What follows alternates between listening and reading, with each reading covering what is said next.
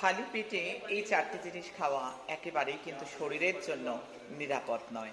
প্রথম বলব, খালি পেটে সাইট্রাস জাতীয় অর্থাৎ টক জাতীয় ফল একেবারেই না, কারণ এটা পাকস্থলীতে অ্যাসিড তৈরি করে।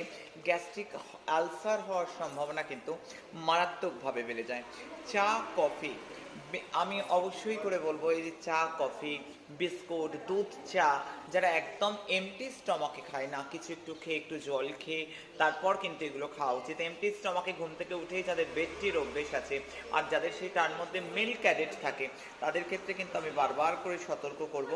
বিশেষ করে বলবো, তেল মশলা এবং ঝাল জাতীয় খাবার একেবারেই ঘুম থেকে উঠে যারা খেয়ে নেয়, বিশেষ করে যে কোনো রকমের খাবার, আমি কোনো খাবারকে নাম করছি না, আমি বারবার করে বলবো কোনো ঝাল জাতীয় কোনো মশলা জাতীয় খাবার এটা কিন্তু গ্যাস্ট্রিক আলসার হওয়ার সম্ভাবনা মারাত্মকভাবে বাড়িয়ে দেয়। অবশ্যই করে বলবো, pain killer, any type of pain killer সকালে খালি পেটে খাওয়া কিন্তু শরীরের জন্য অবশ্যই চিকিৎসকের পরামর্শ ছাড়া একেবারেই অনুচিত। চিকিৎসকের পরামর্শ থাকলে তাহলে আলাদা।